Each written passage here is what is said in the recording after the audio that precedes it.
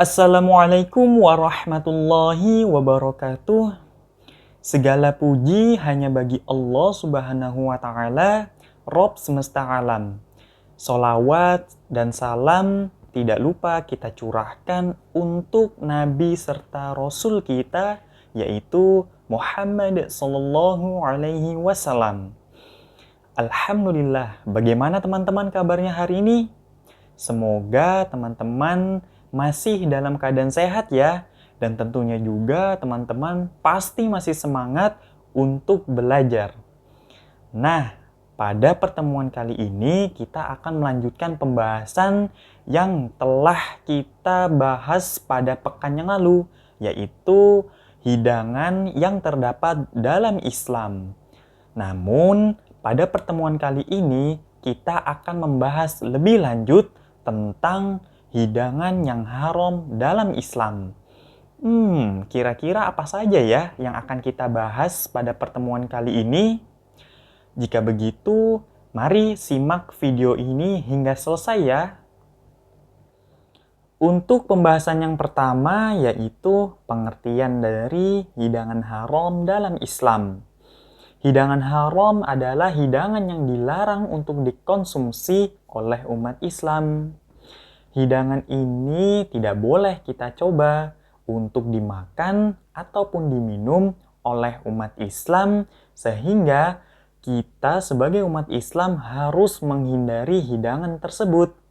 Karena ini merupakan perintah dari Allah Subhanahu wa Ta'ala dan Rasulullah Shallallahu Alaihi Wasallam kepada umat Islam.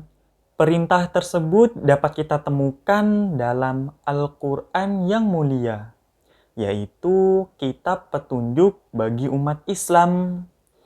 Namun, teman-teman, apakah telah mengetahuinya? Jika belum, maka silahkan teman-teman membuka Quran Surah Al-Baqarah, surah kedua dalam Al-Quran ayat ke-168. Allah Subhanahu wa Ta'ala telah berfirman, "Wahai manusia, makanlah dari makanan yang halal dan baik yang terdapat di bumi, dan janganlah kamu mengikuti langkah-langkah setan. Sungguh, setan itu musuh yang nyata bagimu."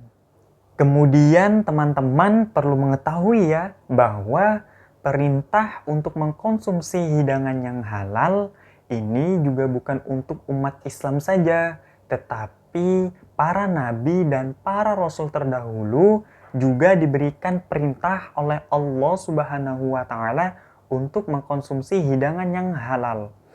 Menarik bukan? Masya Allah sekali. Nah, teman-teman dapat melihat perintah tersebut di dalam Al-Quran. Teman-teman bisa melihatnya di Quran Surah Al-Mu'minun, surah ke-23 dalam Al-Quran ayat ke-51. Lalu untuk pembahasan selanjutnya yaitu contoh dari hidangan haram dalam Islam.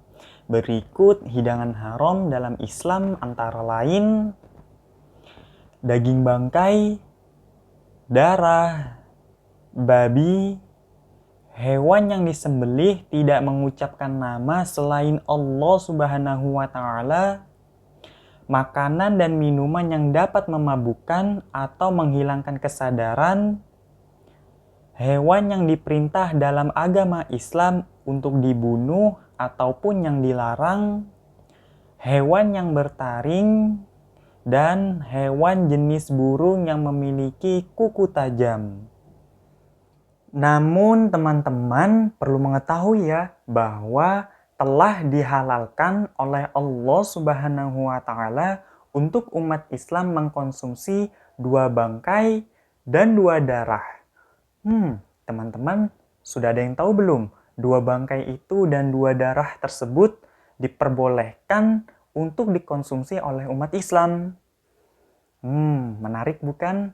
Ya, karena itu merupakan perintah atau keringanan dari Allah Subhanahu wa Ta'ala untuk umat Islam. Teman-teman, jika belum tahu, maka akan Bapak sampaikan ya. Dua darah tersebut yaitu hati dan limpa. Dan kemudian ada dua bangkai yang diperbolehkan oleh Allah Subhanahu wa Ta'ala untuk umat Islam mengkonsumsinya, yaitu bangkai ikan dan bangkai belalang. Kemudian apa saja ya dampak yang baik dan yang tidak baik bagi umat Islam jika mengkonsumsi suatu hidangan yang halal dan haram? Baik, jika begitu akan Bapak sampaikan ya. Dampak baik apabila umat Islam mengkonsumsi hidangan yang halal dalam Islam antara lain: 1. Memberikan kesehatan pada jasmani atau tubuh seseorang. 2. Mencegah dari berbagai penyakit yang dapat menyerang tubuh manusia. 3. Terhindar dari resiko parasit-parasit yang berbahaya bagi tubuh seseorang. 4.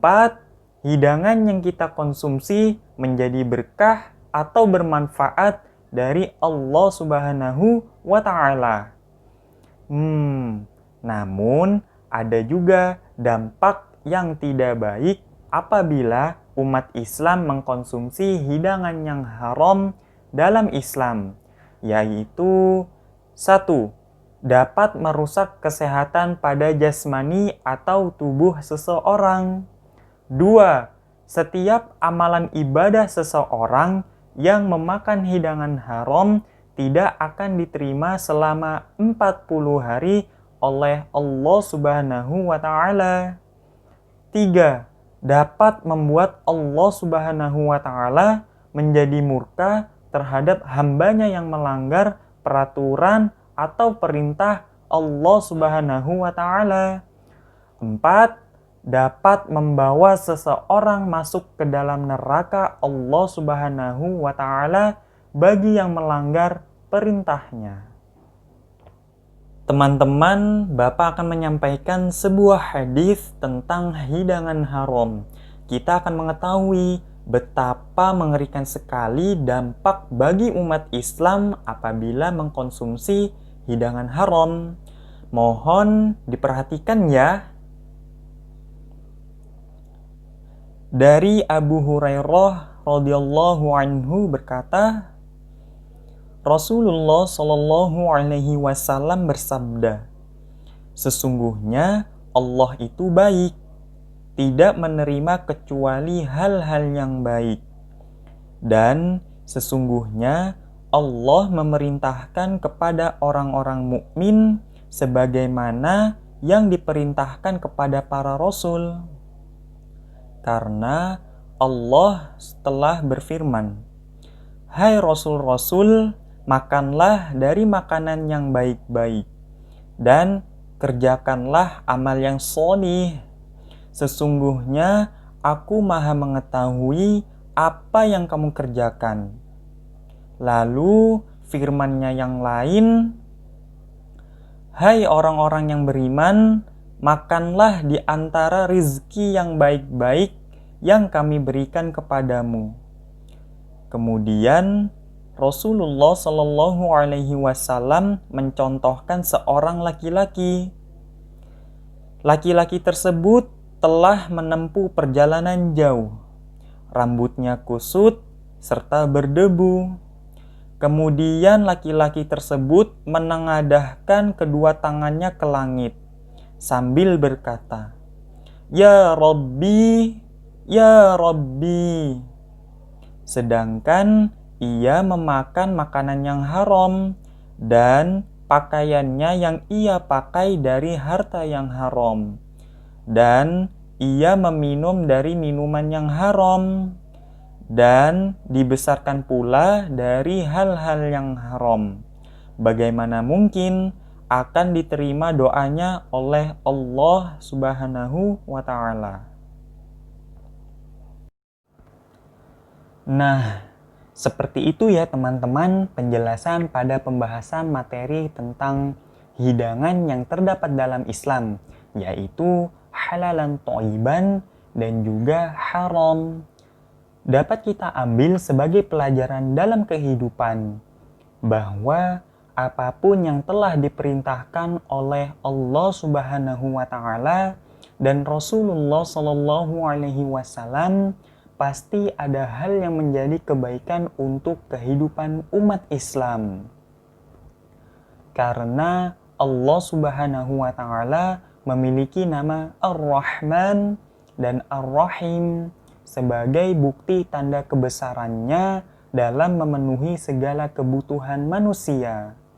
Serta Allah Subhanahu wa taala juga memiliki nama Al-Alim, yaitu Allah Subhanahu wa taala Maha mengetahui segala sesuatu, hal-hal yang baik dan buruk atas kehidupan ini bagi umat manusia. Dan juga peran Rasulullah Shallallahu alaihi wasallam sebagai suri teladan bagi seluruh umat manusia yang berada dalam kehidupan ini. Bagaimana teman-teman pada penjelasan yang telah Bapak sampaikan melalui video ini? Semoga teman-teman dapat memahami apa yang telah Bapak sampaikan pada pertemuan hari ini. Kalau begitu, Bapak ucapkan terima kasih kepada teman-teman yang sudah menyaksikan video pada hari ini. Semoga dapat bermanfaat dan juga menambah nilai keimanan kita ya sebagai umat Islam. Baik, kalau begitu Bapak ucapkan wabillahi taufiq wal hidayah. Assalamualaikum warahmatullahi wabarakatuh.